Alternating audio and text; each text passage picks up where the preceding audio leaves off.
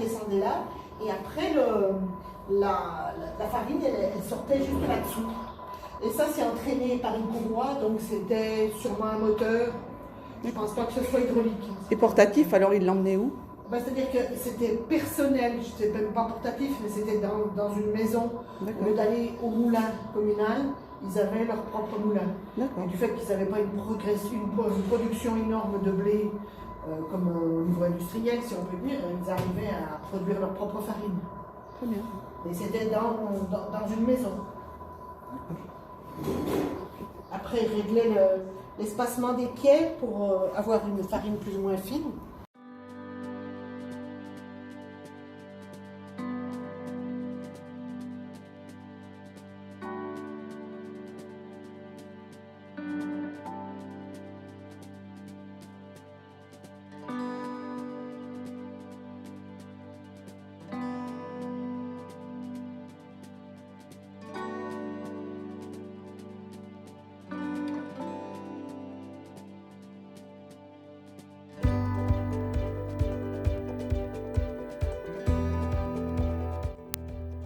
Nous arrivons dans la salle de la bourrerie.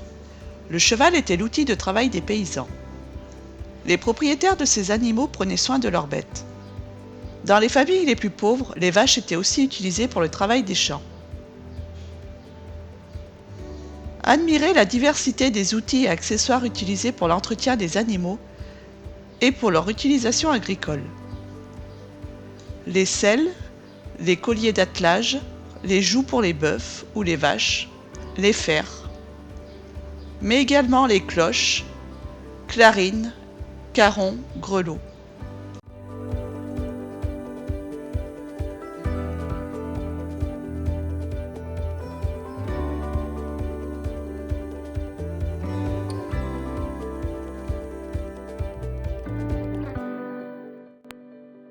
Visitons maintenant la salle d'armes avec son vieil escalier en pierre. Il y avait autrefois un plancher au sommet de cet escalier et son magnifique plafond voûté. Dans cette salle sont exposés de nombreux objets de la guerre de 14-18. La tenue du soldat au début de la guerre, pantalon rouge Garance, des armes, des objets fabriqués dans les tranchées. Avec également l'histoire des conscrits qui passaient le conseil de révision pour savoir s'ils étaient aptes, bons pour l'armée, donc bons pour les filles. Ces mannequins présentent le costume traditionnel du dimanche de la région du Gine. Nous découvrons la salle de la gardeuse. La paysanne, dans son habit traditionnel de travail, garde la laine. Le rouet, les écheveaux, les bobines sont des objets indispensables pour la réalisation des vêtements de la famille. Nous entrons dans la menuiserie. Cette salle contient une riche collection d'outils de menuiserie.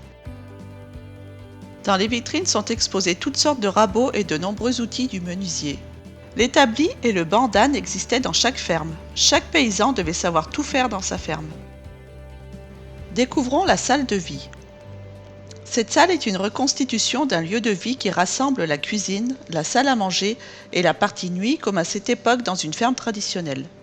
De nombreux objets de la vie de tous les jours sont mis en situation.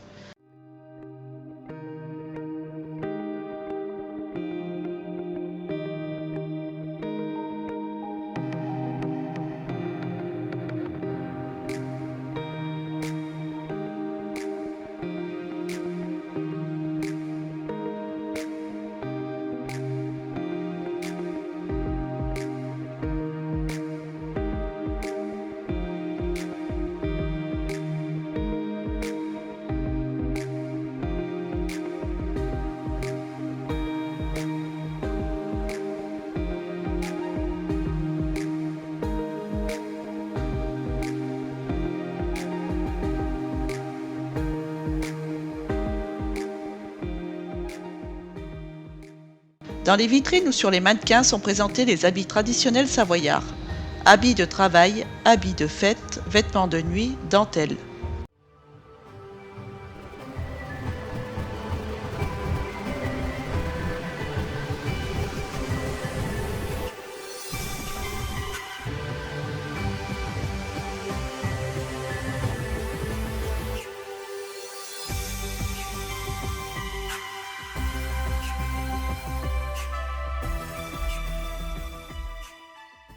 Voici le potager. Le potager est un appareil de cuisson ancestrale en maçonnerie, sorte de table de cuisson servant à faire cuire le potage, mais aussi toute préparation contenue dans des marmites ou des poêles à frire. La chaleur était fournie par des braises placées dans la partie basse, dans le creux de la pierre. Dans cette pièce de vie, nous apercevons également un ouvrage de dentelle exécuté à l'aiguille, diverses machines comme une râpe à betterave ou un fer à gaufrer, mais également plein d'autres machines ou objets de la vie de tous les jours.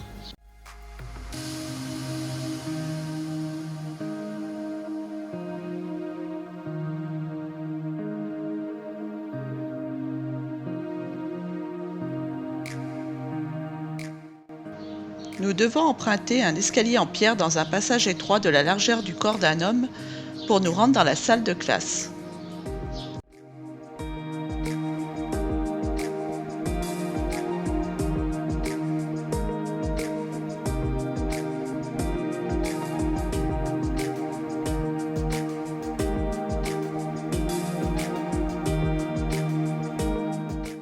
Une école communale de l'époque a été recréée. Elle rassemble les objets utilisés dans les salles de classe, un boulier, des encriers, des plumes, des ardoises, des cartables en bois ou en cuir.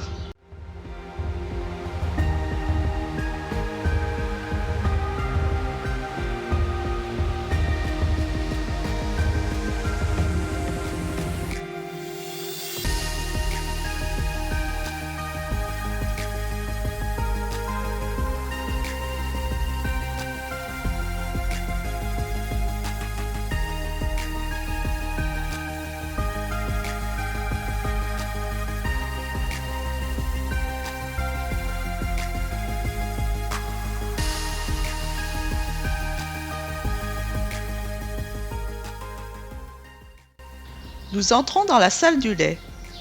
Les vaches élevées en Val d'Arly étaient l'Abondance et la Tarine. Le lait était très important à l'époque car il était à la base de l'alimentation. On préparait du fromage et du beurre. Une belle collection de barattes, de moules à beurre, de faisselles est exposée.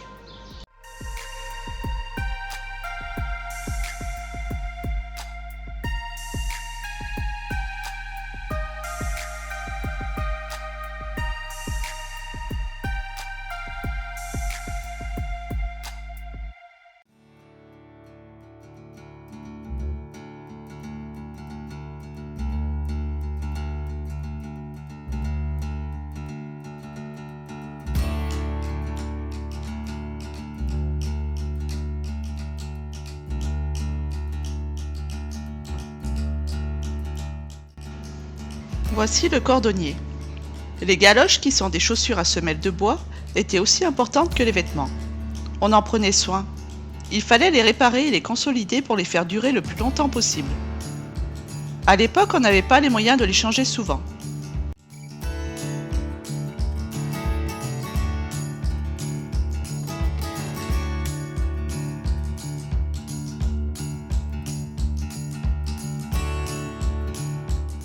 Le cordonnier possède un outillage varié et chaque outil a un usage précis.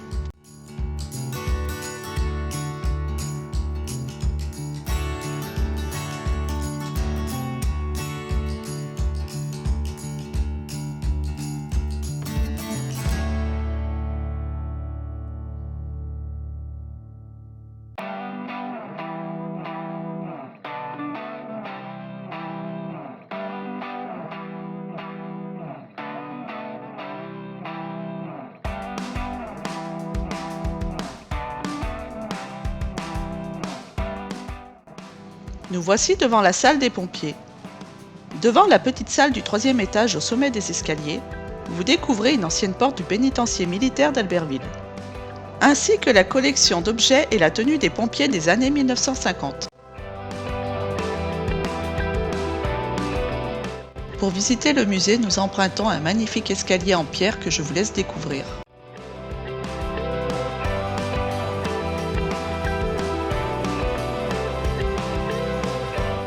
Pour terminer cette visite, nous nous rendons à l'extérieur sous des préaux. Sous les préaux, nous pouvons voir les objets volumineux de la vie rurale du 19e siècle et du début du 20e siècle qui sont exposés. Les moyens de locomotion, les vendanges, la fabrication du vin et du jus de pomme, le battage des céréales, les foins depuis la coupe jusqu'à la grange, les véhicules hippomobiles de tout usage, les pompiers, le travail au champ, la menuiserie, la cuisine autrefois, le dernier voyage, rare corbillard sur luge en très bon état venant d'Ugine.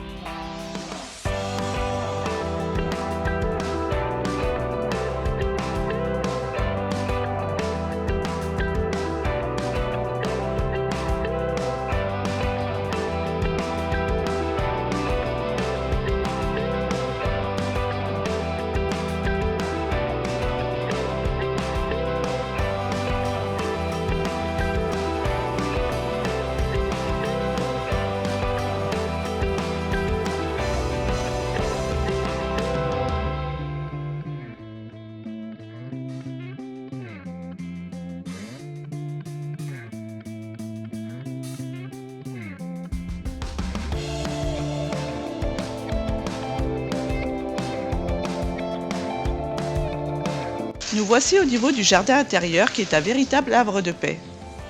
Les murs résiduels sont les vestiges d'une dépendance du château.